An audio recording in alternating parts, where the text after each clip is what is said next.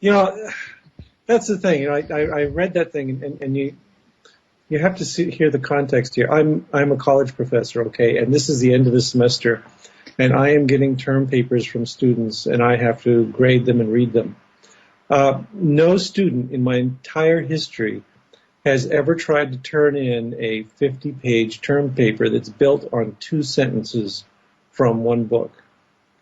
You know, I just read that thing with growing disbelief, because that's really all he's got. Is he's got a few vague references to Galen and Aristotle. He's got a very poorly understood references to embryology, but the heart of his paper is simply 2 sentences where we go from what was it, mingled fluids to clinging thing to chewed flesh, and that is non-specific. It's very broad. It's basically got no relationship at all to what we know about human embryology. These are the very general poetic statements of somebody who's writing this great big book to gather his followers, but doesn't really know much about biology and doesn't really care. For sources then to inflate it into this grand story that's comparable in any way to what we do in developmental biology that's pure hubris. It's just silliness. When he confronted me in Ireland, he and Adnan Hashid came up to me, and they were haranguing me that it was impossible for Muhammad to know any of this stuff, that it was a miracle, divine miracle, that the Quran contained this much scientific information. And, you know, he also talked about things like mountains having roots and silly stuff like this. And now he's really backed off. When you read that paper, that's not what it says at all. It says, oh, it's compatible with science. It's pointing the way for the followers of Allah to pursue the natural world, that kind of thing. So yeah, you're right. He has made a major concession here. They've gone on record now accusing you, Professor, as having changed or reversed your position because they changed their argument and then you changed your counter argument. And I haven't changed my counter. I made basically they're nitpicking over 2 statements. One is I first said in Ireland that if they were claiming that the Quran said there was a strict sequence going from bones to bones covered with muscle, then it was wrong. Okay?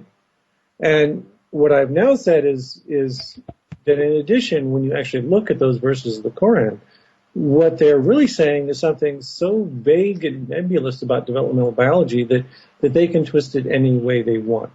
As was mentioned earlier here, you know, if it were some other order, they could fit that. They could fit the Quranic verses to that. If it were, you know, simultaneous, they'd fit the Quranic verses to it. So what it's really saying is that early initial interpretation they gave me was wrong, but the verse is so amorphous that it's not even wrong. It's empty of content. In science, we really value clearly stated, testable hypotheses. If you're going to say anything, you know, you've got to say something where you have something everyone else can get a handle on. So we can go out and test it, evaluate your conclusions, look at it. And when somebody makes a nebulous hypothesis like this, we reject it, you know, unambiguously. It's gone. It's not worth paying any attention to. It's an old joke in science that when something is that bad, we say it's not even wrong because it's not possible to evaluate the statement. It is poorly framed. It's a bad piece of science. You know, they ought to just be honest and say, okay, the book is not a science textbook. It's written by people who had a very limited knowledge of the physical world, and it's reflecting their ignorance and knowledge, both of those. And so the whole business about the embryology of developing humans, they knew next to nothing about this. They had a little bit from Galen, a little bit from Aristotle, but even those 2 guys didn't have everything right. They were pretty vague in a lot of things. And that's all they've got. There's no divinity involved. There's no infallibility involved. It's just written by a bunch of people doing their best to understand the world, and in this case, doing their best to understand the world while not really caring all that much about biology. I think that the interesting question here, for me anyway, is does Hamza actually believe what he's saying, or is he being knowingly dishonest? And before you answer, can I just say that the definition of dishonesty that I'm using is that he knowingly is trying to disseminate false information, as opposed to just saying something which is false. That's really the question. It's sort of like the psychology behind it. Is he so delusional that he believes what he's actually saying? Yes, I think we're looking at it backwards. That to people like Zortzis, what they have is this religious certainty that their holy book is absolutely correct. So that's their starting premise: is the book is right. Therefore, the science has to be wrong. Therefore, the science has to be adjusted. Therefore, we have to fit our observations to the holy book. So. It's a whole different kind of lying, because I think he's entirely sincere in believing this, but it is invalid reasoning. That there's no a priori reason to expect that this holy book that came out of Arabia, a long, long time ago, is particularly credible as a source of scientific information. And I really think that the fundamental problem here is that to simplify it a bit and to dichotomize it a little bit more than we should, there's two ways of raising children. And one way is to raise them to question and be critical thinkers and to doubt and to study honestly and try to come up with truth.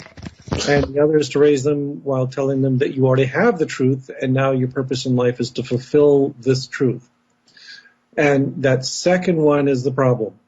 It's a successful way for generating children who slot themselves into society and fit a very specific, very predetermined role.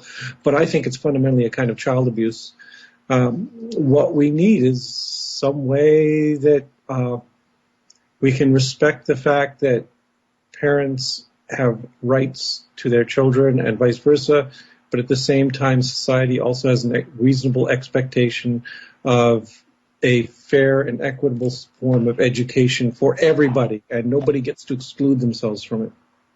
And part of that education has to be in skepticism and critical thinking. So I think what it is, it's the difference between inquiry and rationalization. And we've got a large percentage of the population that thinks the proper way to examine the world is by rationalizing it, by fitting it to an expectation, rather than inquiry, which is an honest investigation of the truth.